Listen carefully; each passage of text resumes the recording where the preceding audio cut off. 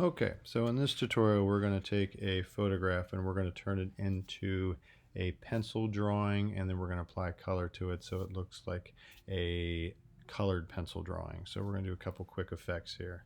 So I got a picture of Danny DeVito here, and I've already went ahead and went through the trouble of making a selection here that I am happy with, and I am going to take him and I made a new document here, and I've just went ahead and pasted him into this and filled him up here. This is a 4" by 5" 300 dpi, just like our last one from yesterday document. I've just pasted him in here.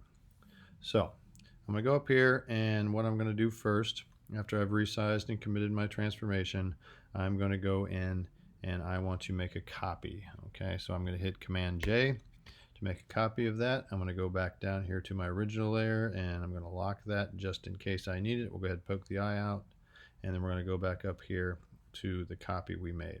Okay, so that copy we made, we're going to desaturate it first. We're going to take the color out by hitting Command Shift and U to desaturate that. That's also up here in adjustments and desaturate right there, but the command is right there, so we're going to take that. Next thing we're going to do, we're going to make a copy of that. So we have two copies of our black and white layers. Again, Command J is the quick key for that. So I've got two copies. Okay, now I'm going to take this top one, the one that's on top, and I'm going to make a negative of that. So I'm going to go to adjustments and I'm going to invert it.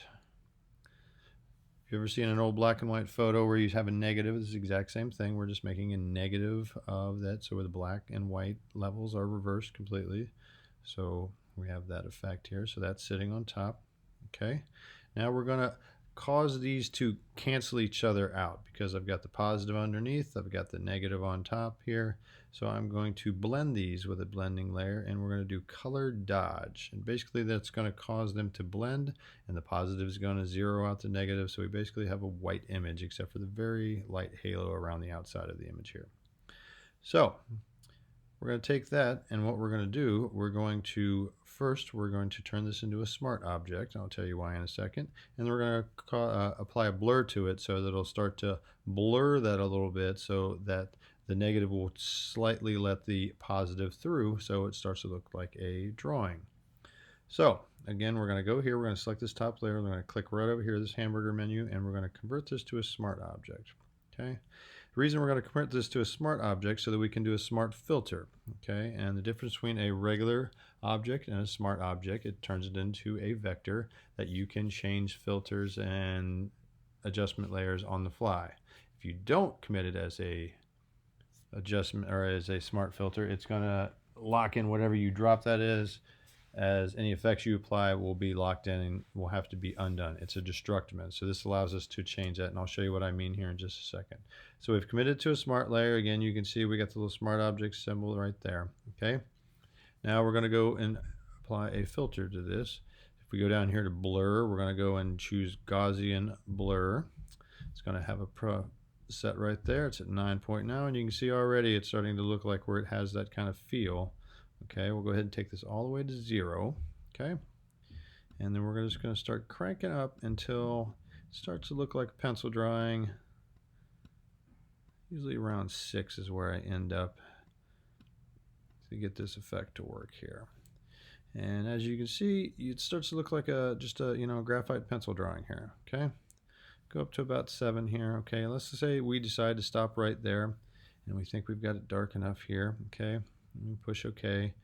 Now, because this is a smart filter, I can go back in here and I can readjust it. If this was not, this would just be apply that filter and it would be locked in, and we'd have to undo it.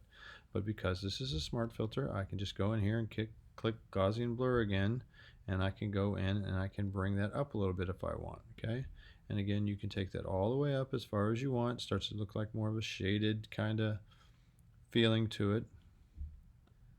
So you can take it anywhere you feel that it sits and looks correct for a pencil drawing here. Okay, we'll take it up to right around 17. That looks like a good pencil drawing rendition to me right there. Okay, so we'll push OK to apply that. All right, so there we could stop right there if we want to do a pencil drawing. If you want to add an effect of color to this to where it looked like it was done when colored pencils, like if somebody took a single color, we could do one. We could take the actual first layer. We'll unlock it here. We can do Command J. We can make a copy of that. We'll go ahead and drag it all the way up to the top here. And then we're going to blend it into, go down here to color. Okay. And it has kind of a feeling that it's a colored pencil. If you want to reduce that effect there, you can go to your opacity and take it down a little bit. He's kind of got a 5 o'clock shadow that's kind of playing with this, so that's one way we can do that. Go ahead and turn that off.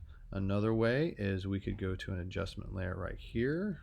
Down here we'll do a new adjustment layer, and let's go to solid color up here. Okay, it's going to bring a smart layer. It's going to throw up orange in here.